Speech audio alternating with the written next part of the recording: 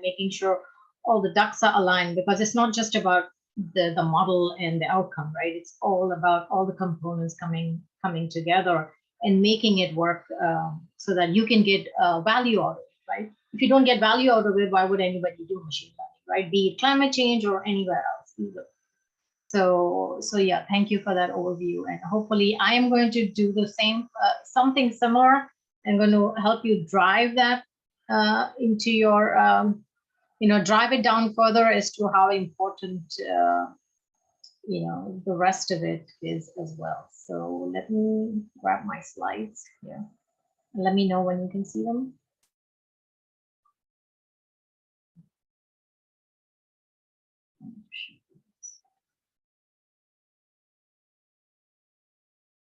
All right. Can you see my screen?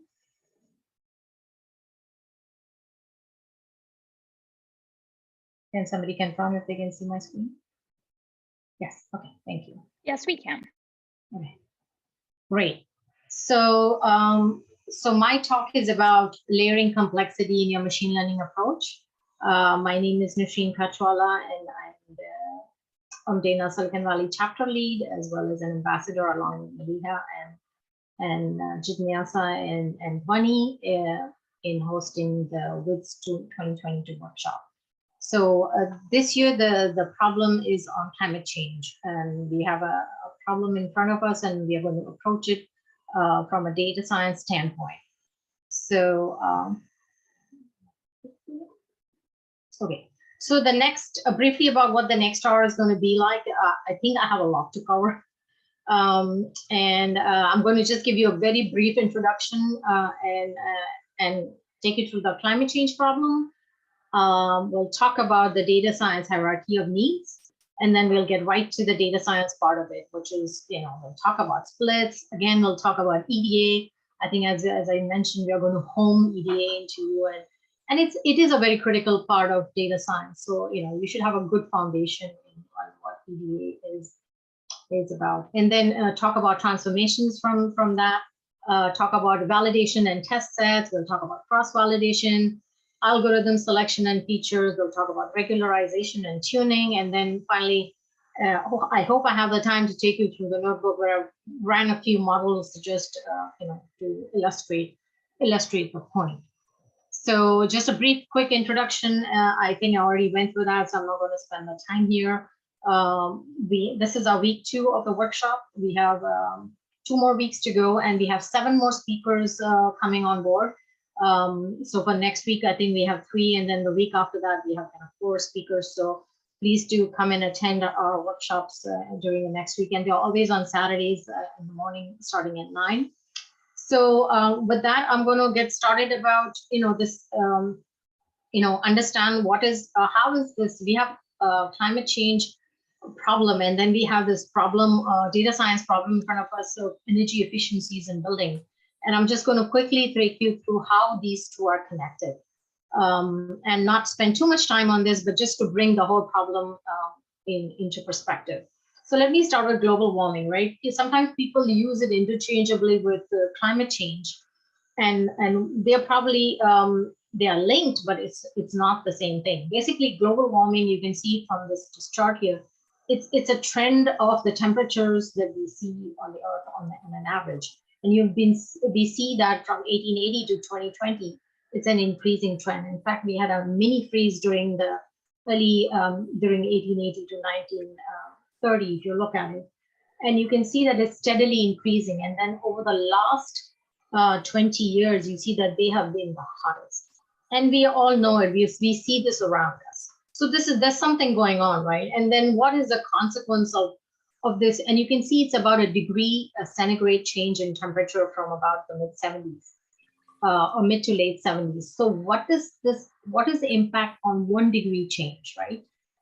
So what are the impacts, right? So the rise in global temperature leads to this climate change, and which is a weather pattern of a particular region over a long period of time. And it is a consequence of global warming, and it includes everything from hurricanes to flooding to rain, excessive precipitation, fires, wildfires, drought, excessive heat, And then we also have ice melting in the Arctic, rising levels of sea levels, and so on.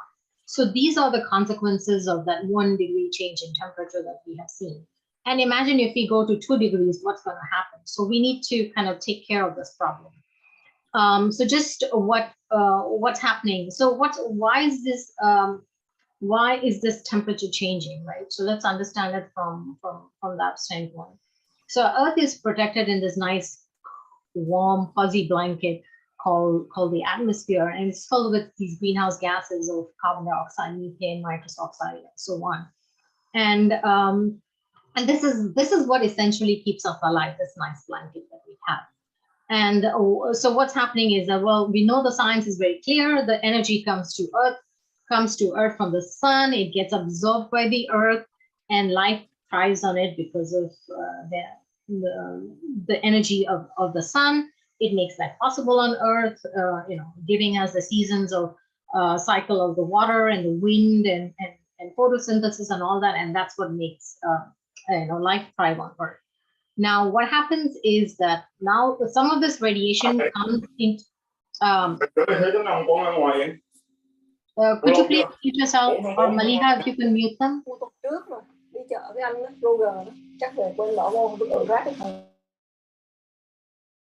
Can people hear me? Okay.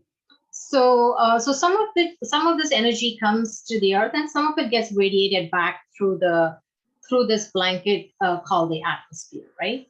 And what's happening is, over time, because of human activity on the Earth, this blanket that we have is thickening, meaning we are increasing the amount of greenhouse gases in this blanket, and this is all because of human existence on the Earth and the progress we have made on the Earth. And what we're doing is we're trying to increase the number of gases that are there in this blanket. So what happens is that the radiation, the infrared radiation that's supposed to be escaping out of the Earth, stays more and more of it is trapped within there, and that's what's causing the warming. So by injecting more greenhouse gases into the atmosphere, we are kind of disturbing the delicate balance of outgoing radiation and just enough radiation to keep us nice and warm and cozy and thriving on Earth. And we are disturbing this balance. And so it is upon us to kind of restore this balance. So in order to restore it, we first need to understand where all these greenhouse gases are coming from, right? And they're coming from various, essentially from burning fossil fuels, right? So, and the biggest problem is carbon dioxide. And it comes from burning fossil fuels like coal and oil and gas. And then also what we are doing is we are changing land use, right? We're cutting down trees, which are actually carbon sinks, so that we are absorbing less and less carbon from the atmosphere. So we are doing all this while we are, while on Earth.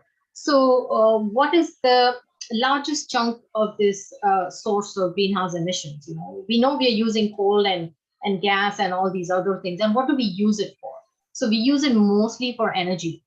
And you see that big red chunk, that's energy. It's about 73.2%, and energy used in industry, in manufacturing, and transportation, and moving our goods across. Industries more because they are industrialized now.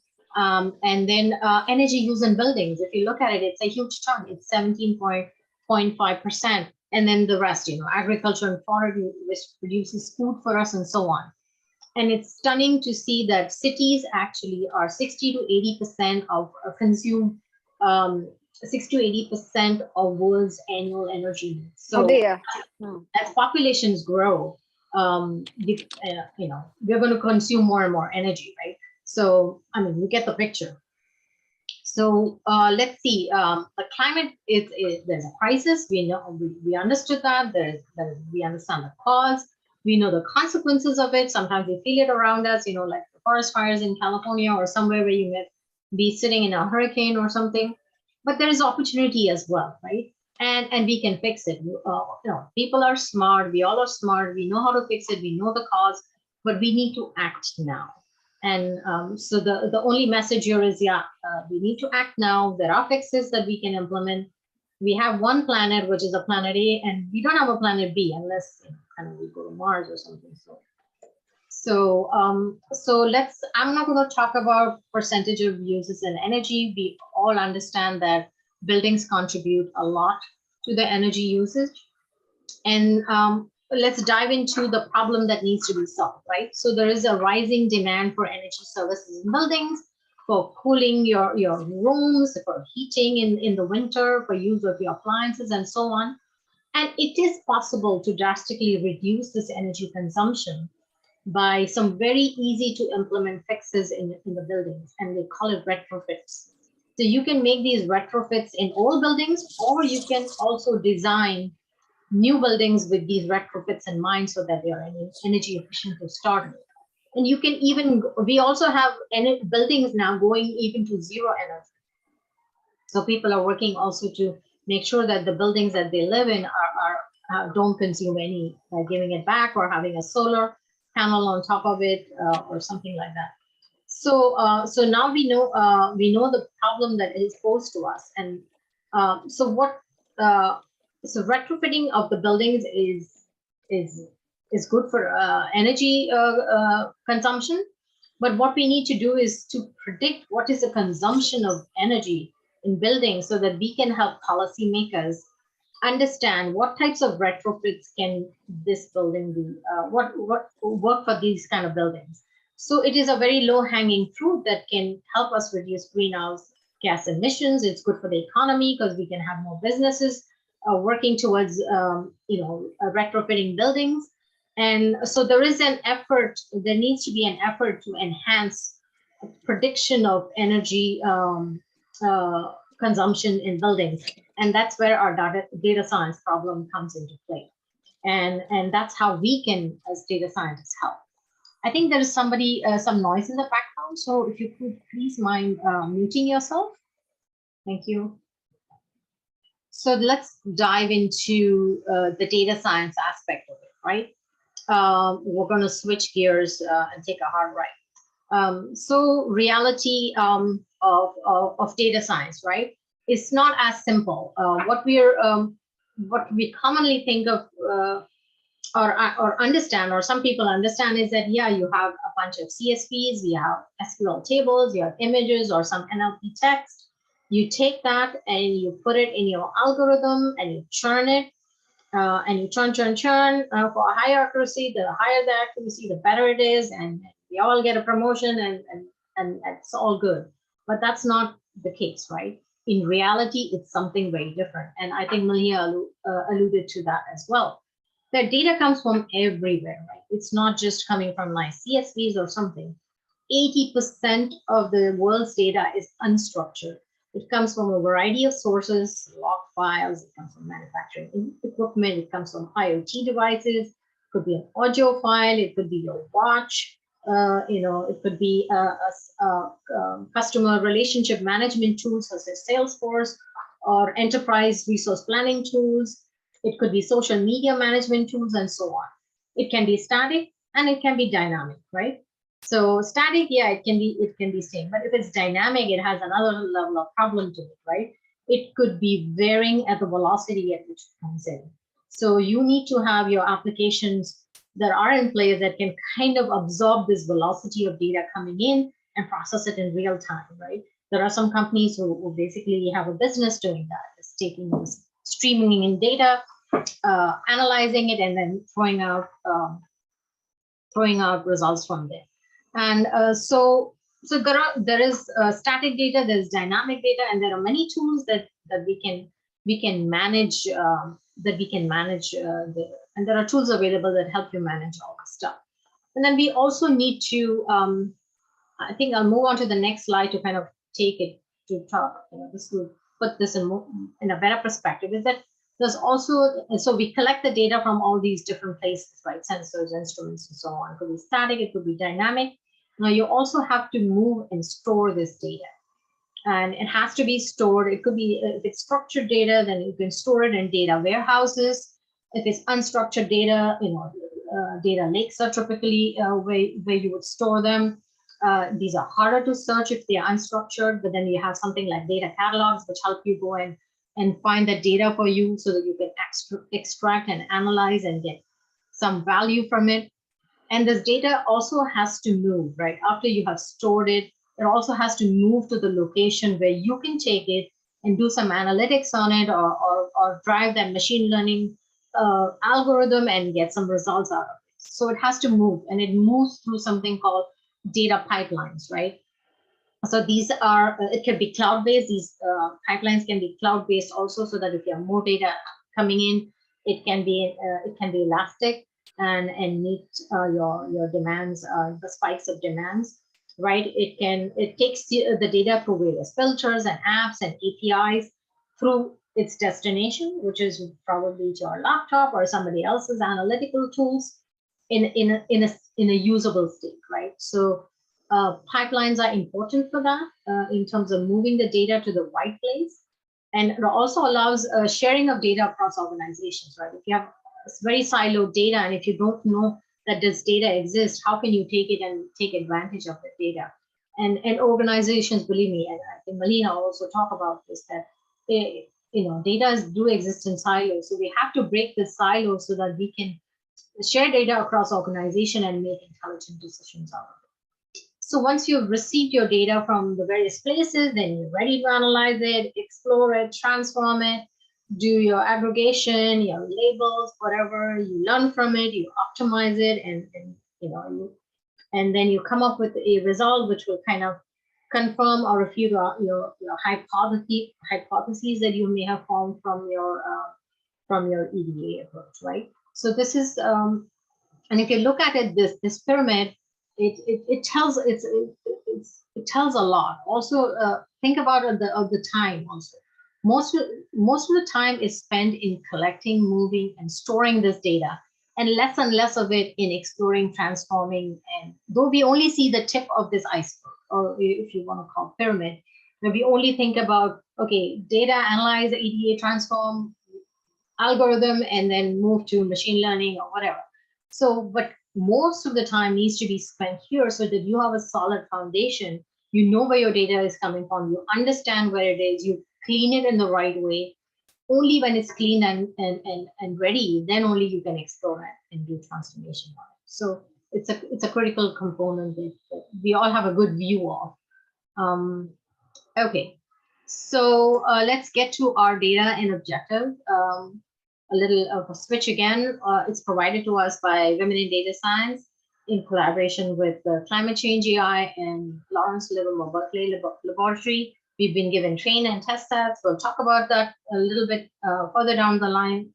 And then what's my objective here, right? The objective here is to predict something called a site EUI. And what we're going to, and we've been given a site EUI, we've been given a labeled data set where we've been given a data set where each row is a building, and it has some weather data along with the building, elevation, temperatures, and so on. We're not being given the location of the building, is just saying it's in a state and what type of a building it is and so on. And we're supposed to predict the site energy usage. So just to understand what this EUI is, so basically total energy consumed by a building in a year over the floor area, gross floor area of the building. And this site energy EUI is basically your utility bill, right? You get your utility bill, you look at it, you see, okay, how many gigajoules per millimeter square per year have you used? So, and then you get billed based on how much is your usage. So that's what the site energy, and that kind of tells you about how much energy you have consumed as a household or as a person. So let's get to the data part. And I am very when I was putting together this presentation, I was like, there's just so many questions that come up in my mind when we just talk about splitting the data, right? You've been given the data, you're ready to put on your Explorer hat, and you're ready to start poking into it as to, hey, what is the data going to tell me? What are the patterns that I'm going to find in this data set? But before you start doing that, consider this. How much data do you have? How many data sets do you have? Do you have one? Do you have two? Do you have many? And think about it in this way. If you have many, then there's no issue. You can split it any way you want, in many ways, and have good statistical significance in all your different types of data sets that you want to split it into. But if you have only one large data set, then it is prudent to kind of take this large data set and save some of it for testing. And what you're going to test. You're going to test a hypothesis that you will form when you look at your data. So look at it in this way. Let's say you have just one data set. You go into it, you put your hat on, exploratory hat on, and you look into it and find some patterns. And you form a hypothesis from it, saying that, oh, if the student has studied for this many hours, then maybe they'll get this grade or something. You form some hypotheses. Now you looked into this data to form your hypothesis, but you don't have another data. If you have one data set, you don't have another data set that you can go to and test the hypothesis on, right? So you can find in that way is that, yeah, I have a hypothesis, but I don't know where to test it on. So if you have two data sets now, think you can form a hypothesis with one, and you can test it. You can test that hypothesis once with the other data set that you've kept aside. So you can formulate a hypothesis on one, and you can test it once on. But if you have three data sets, what can you do? You can formulate your hypothesis from one. You can test the heck out of that hypothesis with the second data set, meaning you have a hypothesis, you go to the second data set, you evaluate it and see, oh, is this match my intuition? Do the results from it match my intuition? If not, you can go back to your test set, your previous set and tweak it, and then come back and again check your hypothesis. And so on until you come to a final one, which you say, okay, I think this hypothesis will kind of generalize to my use case that has presented to me with this data set. And then you take that and then you finally test it on this third data set.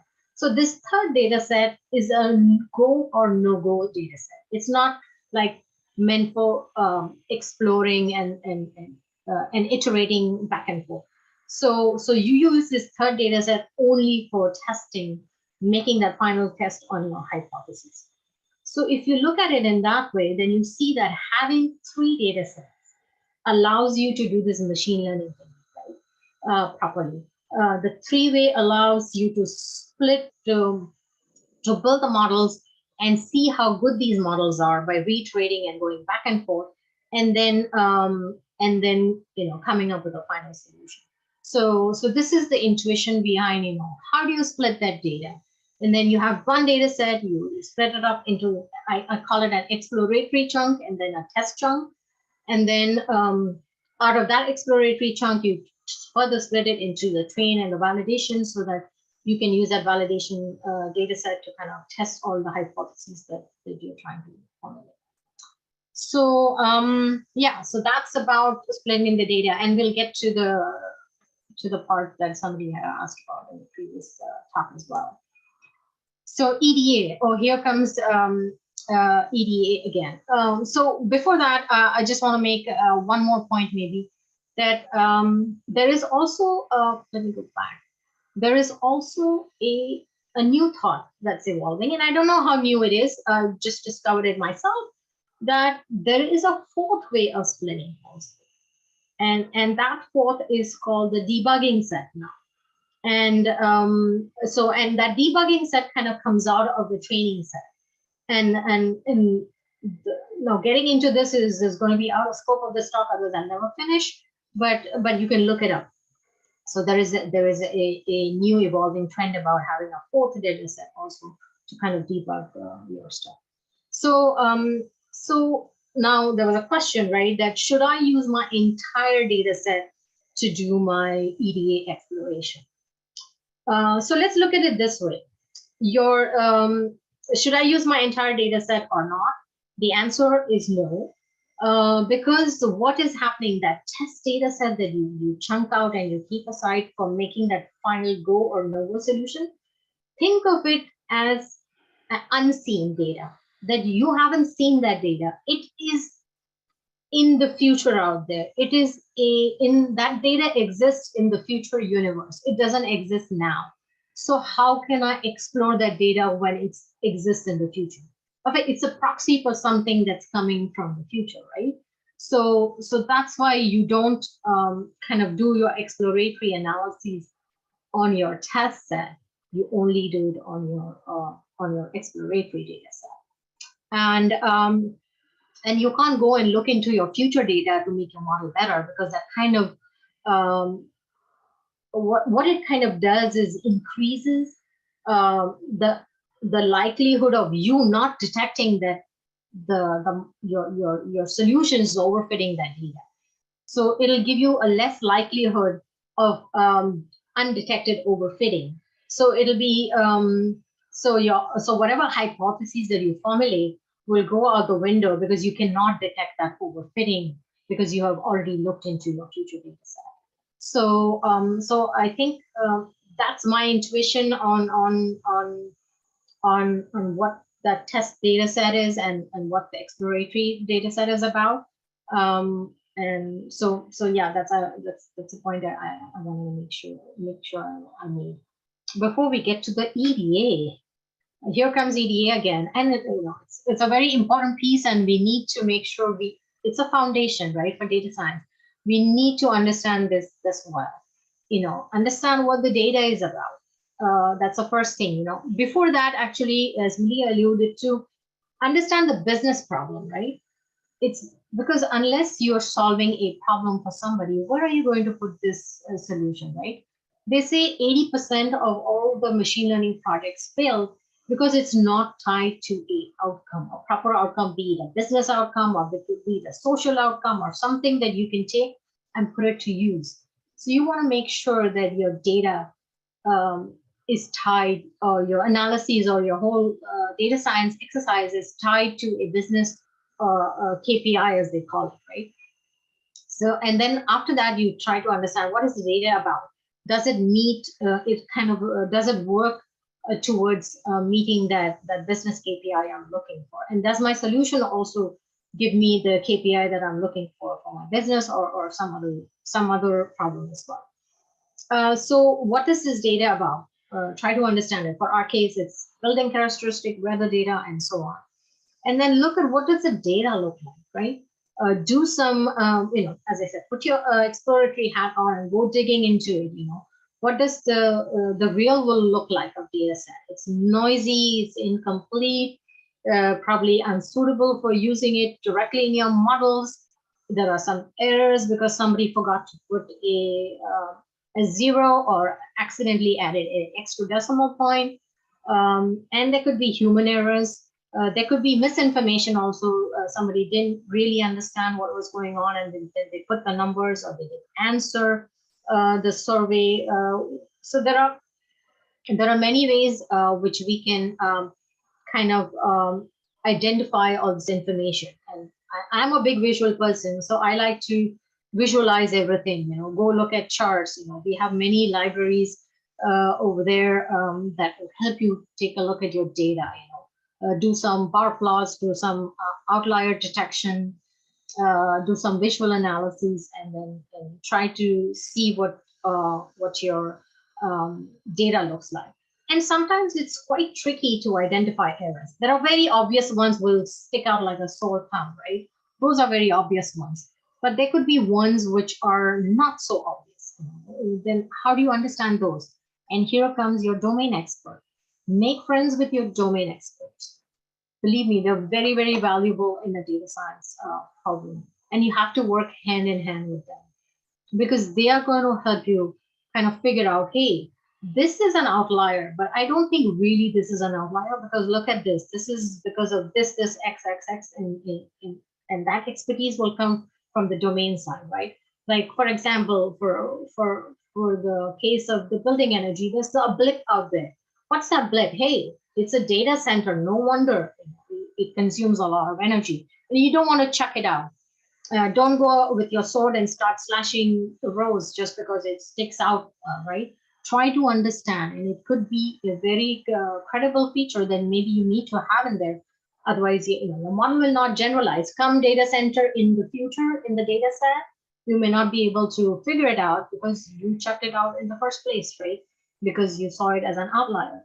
So make friends with your domain experts so that you can understand your data well. You can understand these outliers. You can understand all these missing gaps and incomplete entries, and they can give you guidance as to, oh, this is what most likely happened. So buy them some donuts and coffee and work on the problem with them. So let's get to now, after you've gone through the EDA, like transforming the data, right? You've identified all these things in your data. You've identified missing or erroneous values you poked about, and you found all these missing things. Now it's time to transform it. And there are various ways in which you can transform it depending on whether it's a missing value or not. Look at it this way, how much, if you look at missing values, for instance, how much data do you have, right, to work with? Is it millions of rows, or is it just a few hundred rows? And let's say if I check off all the missing data, hey, my data set becomes so small that I can't even do anything with it. So you have to think of it from that standpoint, is that how much data do I have to work with when I'm looking at missing values, and what are the implications down the line, right? Like, does it make any sense to delete any observations? I can keep it and then maybe only choose to use it in a certain algorithm, or not use it in a certain algorithm. So again, consult with your domain experts, and if an individual data field, as I said, if it seems suspect, don't throw it out. Look at it, how much percentage is missing. You can make sometimes you can make a decision based on what percentage of values are missing. If only is like 5%, and your domain experts say, okay, these are okay to remove, then you can go ahead and do that. So make sure that you look at how much data you will have also to work with when you're thinking about missing values. And then I think the previous speaker, Malia, also talked about, how you can impute these missing values here, sometimes by looking at means or mode or KNN interpolations and to fill missing values and so on. Again, domain knowledge will help you there, as to which approach do you take. That will help you there. So work with your domain expert. Like, for example, if you have a time series or something, that a variable that's increasing in a linear fashion, then you know that a way to fill in the missing values is look at the things around it and say, okay, I think this number may seem reasonable because it is following some sort of a trend, right? So you could approximate it by looking at the neighboring values that are there. And then outliers, right? What is the outlier? Is that oddball data point that you have that's sticking out like a sore thumb? So don't just go and whack it out like a whack-a-mole, right?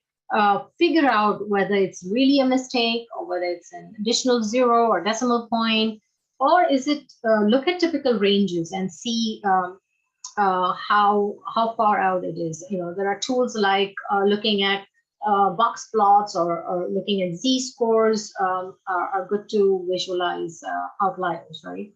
And if you so that's what I can say about outliers. There are many, of course, this is by no means a comprehensive list. There are many ways to fix outliers, but this was just some of the mistakes. And then you have to correct your data types, right? If you have string values, computers cannot recognize strings, you have to convert them, and so on. So you have to convert strings to numeric values, right?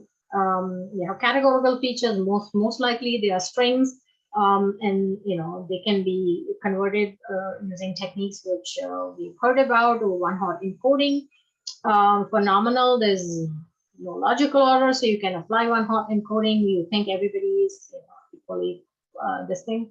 If you have something that's ordinal, something like a small, medium, large, then you can put a 1, 2, 3 to it, or something like that, right? So of course there are many other types of encoding which I'm not going to cover here. You can look at it You can find a lot of information on it online.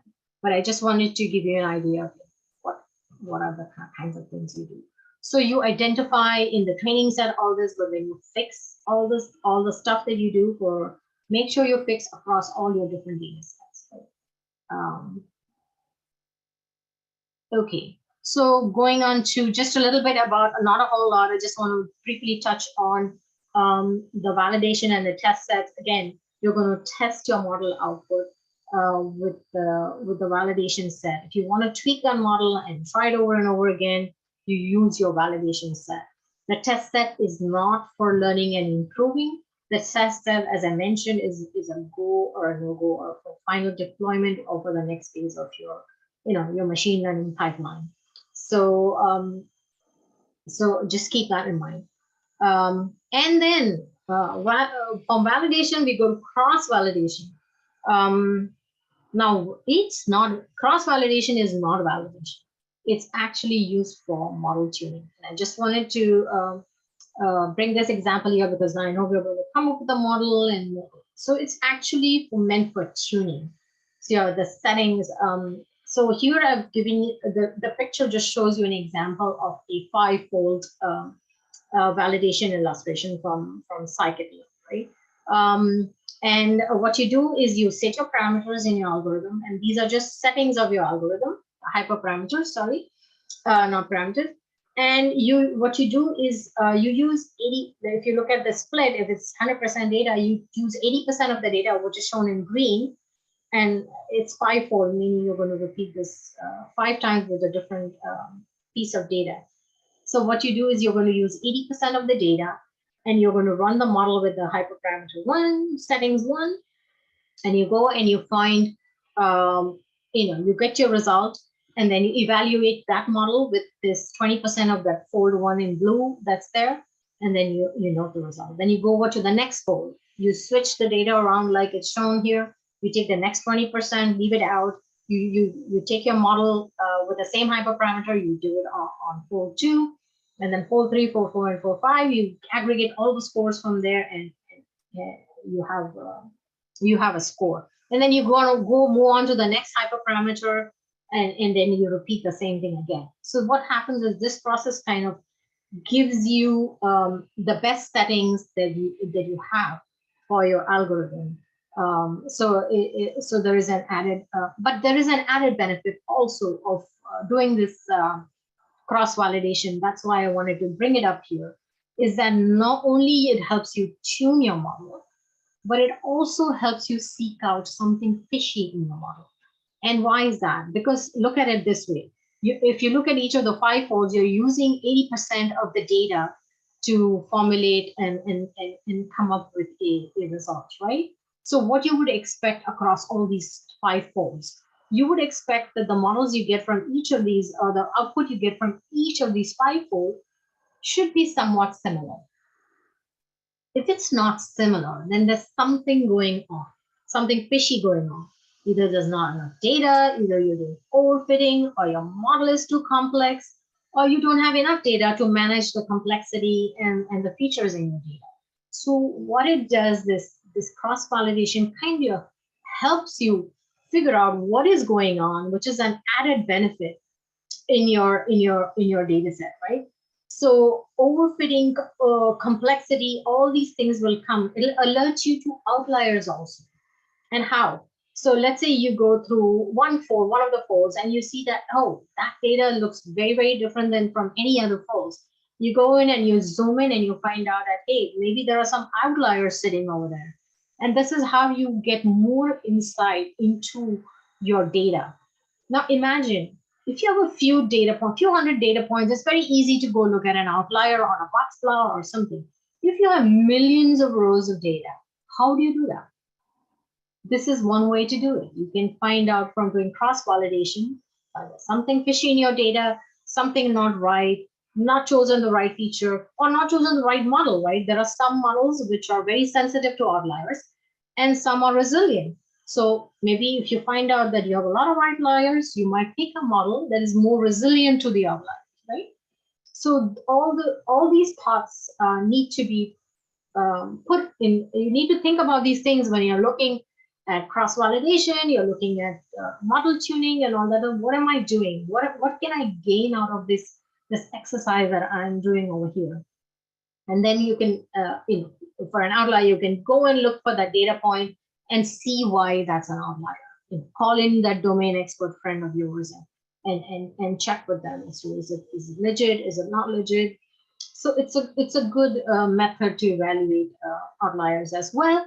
If you have tons of data that you cannot just sift through visually. Okay, so tuning, again, we just talked about that. So hyperparameters, there are settings of your algorithms that you can change so that you can tune your model better. And this setting is basically set even before your data hits your model, right? There are some default settings, and these default settings that you may tune to dial in and so on. And typically, we just use for loops for this. And if it doesn't work, then what you do, if this tuning and what you do is you may need to go and check if you can make new features out of this, right? Maybe your features were not good enough. Maybe instead of taking, you can take a square of a number or a square root of a number of a column or some parameter and see if you can engineer your feature set. Or you can also train on your tuning can also be done on subsets, right? You don't have to use everything. You can do a subset, check it, and then go back, get some understanding, and then go back to try to use it. Again, of course, it's used for tuning the model. And you can check underfit, overfit. If it's underfit, you'll know right away because you'll see large errors. It's the overfitting that kind of gives us a false sense of aha, because it is like, oh, my accuracy is high, but you're overfitting maybe, and how well are you generalizing, right? So just keep all that in mind when you kind of tune your model. So next, we come to, now that you've cleaned and transformed and know how how to do your validation. Think about algorithms, right? There are many. As you may know, you will find tons of algorithms out there. Which one do you use? How do you pick them? So that's some thought that you'll have to put in as a data scientist, right? Again, look at the problem in front of you. Have your domain experts right next to you, and then look at it and say, is it a classification problem? Is it a regression problem? If it's classification, is it binary? Is it multi-class? So that kind of narrows it down, right? Our WIDS problem here is a univariate regression problem, right? Do you want to use supervised learning? Do you want to use unsupervised learning? Now, for supervised learning, you need to have a labeled data set. Because if you have a labeled data set, you can consider supervised learning. If you don't have, if you want to look at unsupervised learning, where you don't have the labels and you just want to look at your data and find out what are the somewhat naturally occurring patterns or meaningful patterns in that data, then you can look at unsupervised learning. And clustering is one of them. Of course, there are many other techniques. I'm just giving an example. So clustering is one of an example. You have a customer database and customers who buy more often, who buy very frugally, and who are somewhere in between. You can look at it and cluster them like that. Or you can cluster different verticals they come from. This customer is from healthcare, this customer is from finance, and so on. So you can do a lot of that with unsupervised learning, that kind of learning with unsupervised. And there is another one called reinforcement learning, which is very interesting because here there is learning from interaction, right? You have this reinforcement learning agent or a learner who is like a learner who's going out and looking at situations around it and saying, how do I maximize my situation so that I can get a reward? So basically what it's doing is, and the learner is not told what action to take. So they'll take its own action and then look for the reward. If was the reward good, then it'll go and say, okay, this action is okay. If it's not good, then it'll go and form another action. So it's just to give you a very simplistic example, it's like a baby, right? You'll give it a hot thing in front of it and it'll touch it and it'll discover that, oh, it hurt.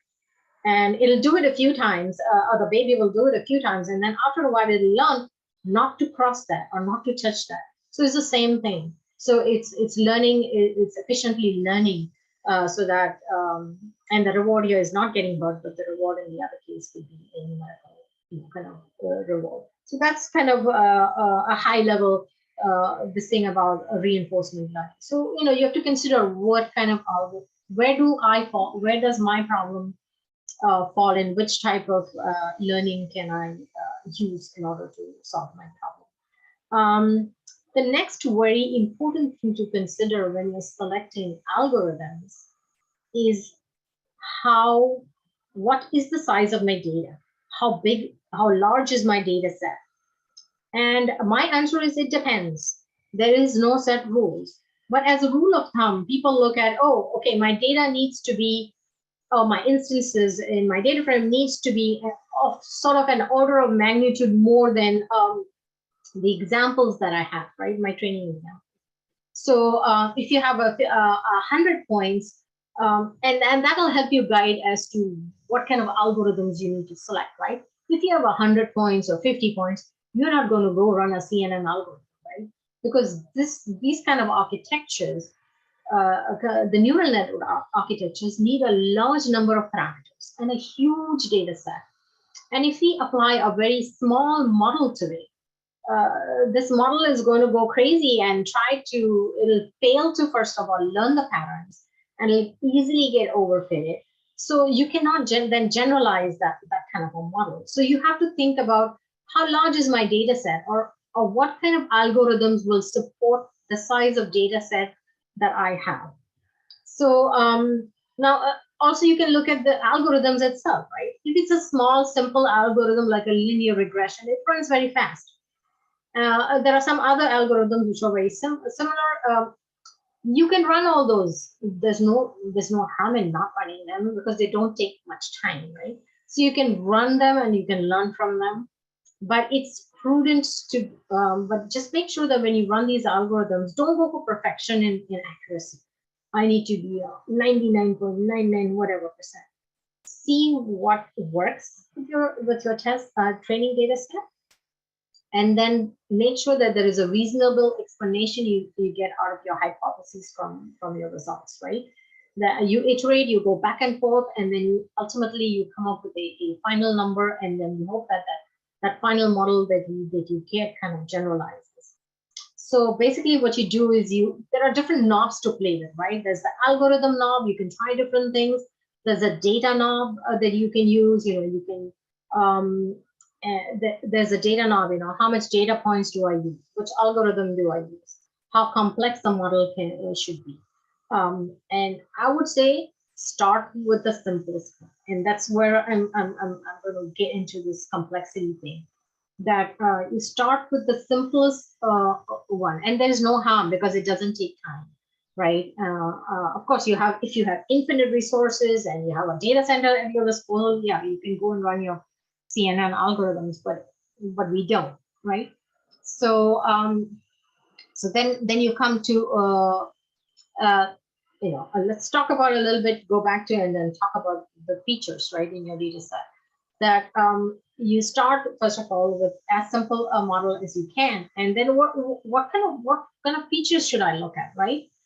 Should I just take all the features? Maybe I have gazillion features, I have thousands of features. Should I just take all of them and put it in the model? And so what should you start with, right? And the answer is don't start with all the features, and don't start with neural networks. Don't start at an extreme end, right? Start from somewhere simple and then build up that complexity when you start understanding what data you have now. These blocks I've drawn is basically a kind of a representation of your data set, right? So how much data do you have, right? If your data frame is wider, that means if you have more features than you have data, then you have to trim it down. You have to make that wide thing go slimmer. So you have to kind of trim it down. And there are, and you can be selective about, what kind of algorithms you put into that kind of data sets.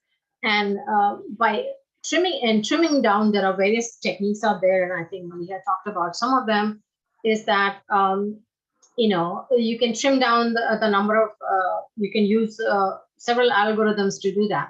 But the main thing what this data frame will do for you is it'll most certainly put you in an overfitting situation from the get-go, right? You can rarely see that, because your algorithm is now going to try to fit all those features and will end up with overfitting, right? And then you may have a data frame which is kind of nice and square and so on, and you can try a few algorithms on them, and then maybe it doesn't work for very complex algorithms. So you try to add more data to it. Maybe there's a way you can collect more data. You can do that if you can. But if you have a nice slim and tall data frame like that, then you can think about maybe adding more features so that you can get better results out of your algorithm. So there is a play between feature trimming and how much data you have and what algorithms you can consume. And again, look at consult with that domain expert always in all aspects. Like we've talked in EDA, we've talked about in many other things that you always need to consult with them. So how do I reduce, right? You consult with this thing. You talk to them and saying, which features are important? Do I need to put some, let's say if you have some statistics about for the buildings, is this, how common is this feature in all the buildings, and does it really impact the energy? And the guy will say, no, most of the impact comes from these features, and these are very minor, or basically this feature would have no impact on your model at all. So try, that way you can consult with these. I'm looking at the time. You can consult with these experts, and then you can also do some analytics on it, right? You can do some correlation analyses and see, okay, these features are kind of correlated. Maybe I can bump off a few. You can do some, your simple how many I'm missing kind of analyses, and say, okay, if your domain expert says it's okay to throw away this money missing, then you can chuck it off. So there are various ways, and you can do it through analytics, but you can also do it through algorithms, which I just alluded to, is doing something called principal component analysis, which is basically a dimensionality reduction technique, where you take your input features and outcome, you put it through the PC, and outcome a new set of features, which are in reduced dimensions. But of course, one thing to note is they are no longer recognizable. So which one was your energy setting or something, it no longer can be recognized as an energy setting when it comes out of the PCA. So you have to be careful about that. And you lose explainability of your features when you try to do PCA. So also there's another method called T-stochastic, I think distributed, if I can get this right, TSNE, which is a stochastic neighborhood embedding. And basically what this, another type of dimensionality reduction is it looks at a non-linear relationship, local relationship between features. So if you have very features in a higher dimension, what it'll do is it'll put them down in a lower dimension by looking at the distance between features that are similar in that dimension, and clumping them together, and then dissimilar ones away from each other. So that way you kind of clump and kind of reduce the dimensionality of that problem. So that's TSNE. And then of course there's another knob, which is your algorithm itself, right? If it's very complicated, then how many features do I consider, right?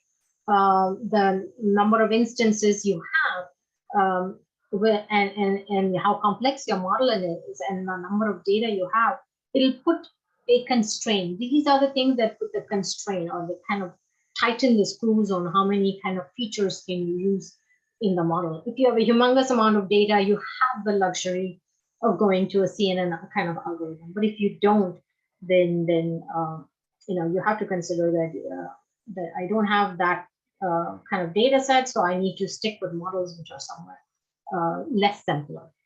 And we talked about the ratio for looking at features to this 1:10. And yeah, and that's what I wanted to say about features. Okay, let's look at something called regularization. Now, I want to bring this up because it's something very neat, right? This is a thing that kind of helps you balance complexity and errors, right? Like, let's say you use the simplest algorithm. Yeah, take a line, put it through your complex data. You will end up getting huge errors right away. You know that. But let's say if you go to the other end of a neural network, um, and you look at it, it'll be, yeah, your errors will be less, but you will have a lot of overfitting. So there is a way, is there a way to do both? Have your cake and eat it too kind of situation. Is that, can I balance the complexity and can I balance the errors? And yes, there is a way to do it. And the way to do it is through regularization. And this happens within the algorithm, right? So you enforce this penalty balance in the algorithm itself. And that's what regularization is about. It comes from balancing your errors and it comes from balancing the errors from complexity and the penalties from complexity and the penalties from errors are kind of balanced so that you can come up with a more generalized solution. So what it basically does is it takes your coefficients that you get out of this model and takes these very high valued coefficients and just squishes them. And basically it reduces the parameters and shrinks or simplifies your model, right? So you can do this in the model itself, and that's what called regularization. And so it basically takes the perspective that errors give me penalty, but complexity also gives me penalty. And then how do I balance this? Okay. So always when you look for an algorithm, look for a version which has regularization in it, because that will kind of help you balance complexity. So again, my key takeaway is start with a simple model, layer it up with complexity, look at your data set, how much complexity can your data handle, how many features can you, how much features can you, how much features can balance with your complexity and so on. And then start with the simple, go up next level and more. And if your data allows it, you can go all the way up your level of complexity, but always start with the simple and then kind of build it with what understanding you get. Okay, so let's get to the notebook. I know we're running out of time. So what I have done is I have a notebook that I have started. And some of it is from my, yeah. Oh, and I created it in HTML format also because I don't want to run everything. Okay, so some of the things I might not explain is it's for you to you can ask me later on, or we can go through it later on. But that's simple, the usual things that you do, read your CSVs, look at your shapes, look at your data, look at your null values. There are lots of null values in this data set. This is a WIDS data set, so there is a lot of null values and so on.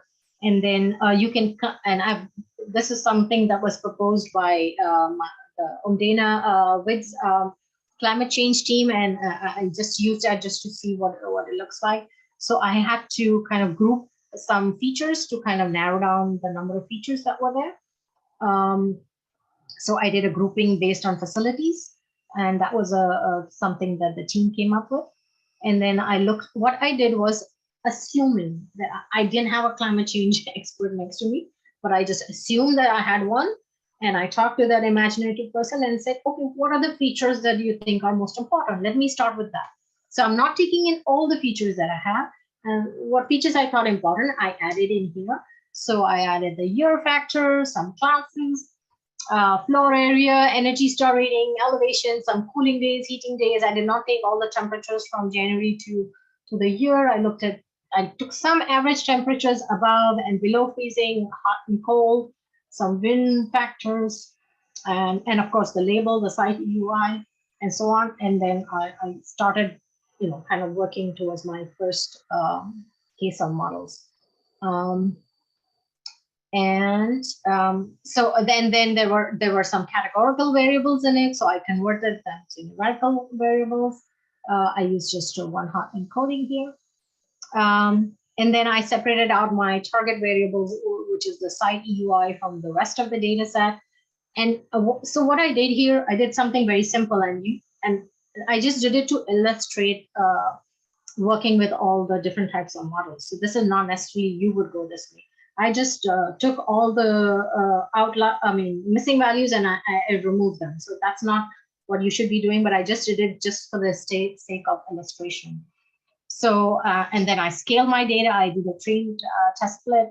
I scale my data, and I transformed the data, and I started with something very simple, right?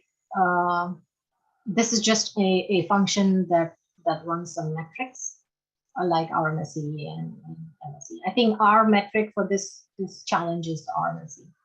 And then started putting some baseline models, right? So in this case, you can look, I looked at the KNN regressor model, and I just fit the scale, and then I looked at the RMSE. I got some number, right? So, and then I looked at the different kind of metrics that I have, and for the chain and the test set. And remember, my test set is the one that I care about. So here is my number from just running a simple KNN regressor model. And then I just, for curiosity's sake, I looked at the original versus predicted, and you can see that they are they should be lying along. If they match, then they should be lying along a line that goes across the diagonal. And it's not quite there, and you can see it here. So next model, like let's try a regression model with regularization. As I said, what will the regularization kind of helps you balance complexity with errors. So let's look at that. So then I just picked a simple, and I'm not sure whether it's a right one or not. I just I could put more thought into that, but I just wanted an illustration of how do kind of layer complexity, start with the simple, go up further, and so on. So I use the lasso a lasso regression model, and I also did cross validation on this. So you can see that CD term over there, which does the cross validation on the data, and yeah, so I use that in order to fit the model. And here are all the, I think this is the one that is the best. So I removed the, what do you call it, the output from this, but this is the results from the final. It iterated through these hyperparameters, these are called, and it gave me 0.013 as the best. So I used that best and got my final model. And then I looked at my RMSE for the test case. It was 43.0. And what was my previous one? For my regression, actually, it was 41.7. So hey, simple was better here. Let's look at the, and then I can go in and look at all the coefficients, right? So this gives me an idea of which features are important according to this model. So I can go and look at coefficients, and I can see the value of that coefficient, right? These ones are most high, are the highest. And if you look at it intuitively, does it match your intuition? A data center will have more energy consumption than a grocery store or a hospital, right? So it's kind of intuitive over here. And then you can look at all this. And there are some terms in here which don't contribute at all, right? So here's a way to kind of fine tune your features, right? Okay, I can remove these from my data set and then redo the model again and come back and see how it works. So these are some ways in which you can also use some of these models to actually fine tune your features. And then this is a model intercept. Basically, it's saying that if none of my features were there, what would be my site EUI, right? So that's that. And then the third model, then I use a random forest, right? It's more robust to outliers, and it's robust to overfitting as well. So I try to use that. Again, I think I did two. Cross validation also. Yeah, so I did it two ways. I did it once just by using the default parameters and coming up with a number, and I can see my RMSE here is for the testing set is 38. And I looked at the coefficients again. Again, here it's a little funny. I got energy star rating, so I still need to process that as to why that feature came up as being more important. Those are the coefficients, larger coefficients, and then you can see the smaller coefficients at the bottom. And then what I did on the same random forest regressor is I tuned it, right? I added all these hyperparameters, and I did some tuning. I did my five-fold validation, I think, over here, and I came up with 5 different models, and I picked the best one from it, and these are the parameters of the best model. And then I used that in order to fit the final random forest model, and then I did prediction on it. And lo and behold, it was 37. So it was a little bit of an improvement, not a whole lot of improvement from my default model, which was 38 point something. So I don't know, you start with the simplest and think about it. You know, how good is an RMSE of 37.8 for the site UI? And I did not go through this. These are different kinds of cross-validation schemes that you can try. I just tried a simple one right now, but there are tons out there which you can try and see which one works better for your model. I can try these. And then I want to show you one more, is the neural network, the most complicated one. So what are the results from the neural network? If you want to know, if you're curious, right? We did your KNN regressor, we did lasso, we did random forest. Now I'm going higher in complexity and using a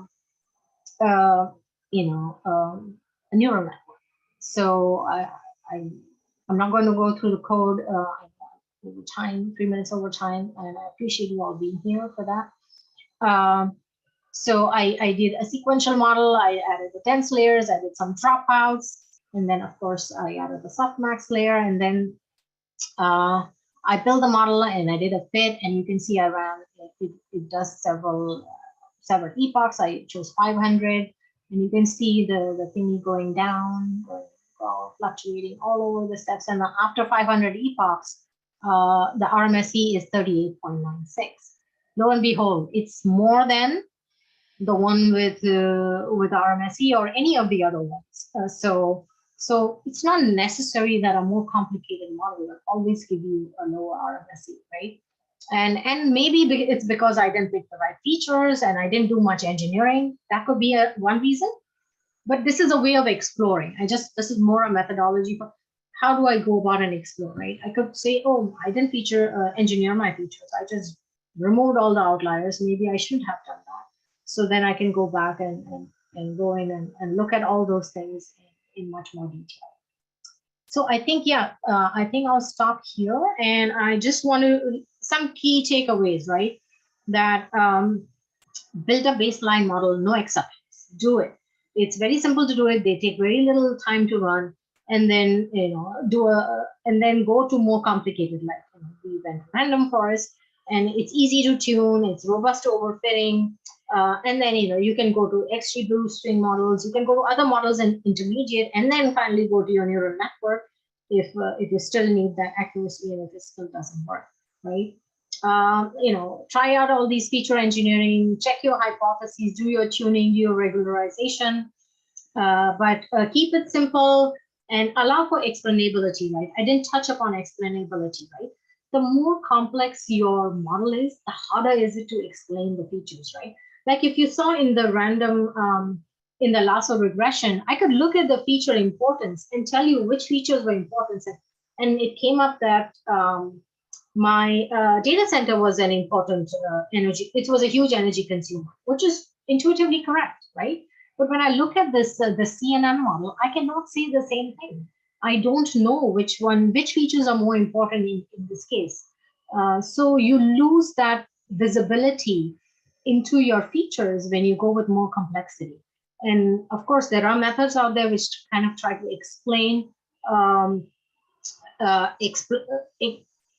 explain the explainability of your models, which is like you can use LIME and CHAP, like which Malia also showed. So keep it simple, look for models with more explainability so that you can, let's say if you have gone for a loan to a bank and you get rejected because some algo sitting there predicted that, hey, you should not get a loan. Now, I want to understand as a consumer, so why did I not get a loan? How do you go about if it's a CNN model? But if it's a model which kind of explains it, you can go back and look which features were more important to this customer that it kind of gave me that rejection for this customer. And then you can go and say, okay, maybe it was a mistake here, or maybe it was not a mistake, but it is really that way. So you can go back and think why it made the decision it did when you can understand the features. When the features become too complex, it's harder to understand your output.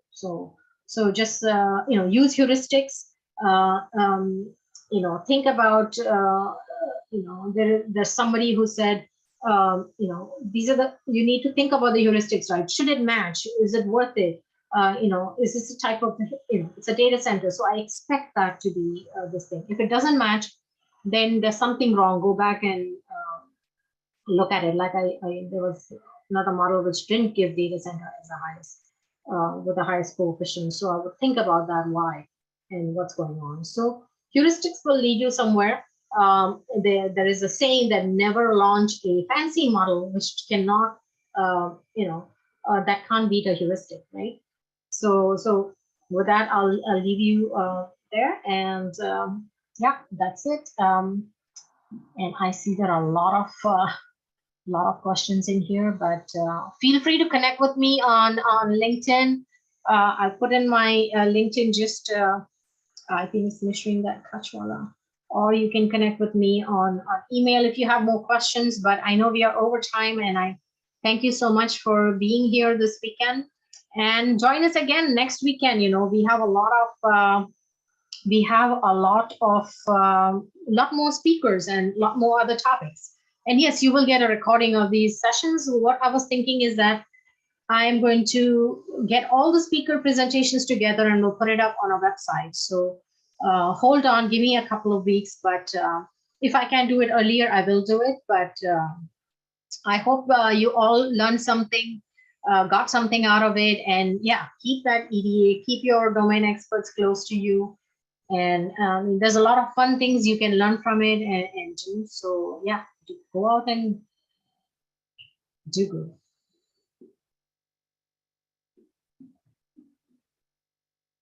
All right.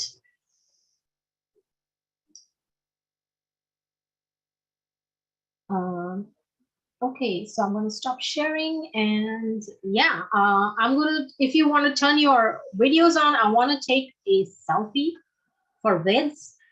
So if you don't have to, but if you can, please turn it on.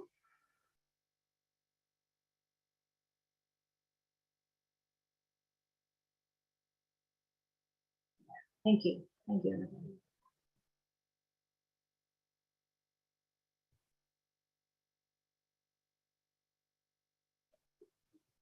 All right. Thanks, everybody.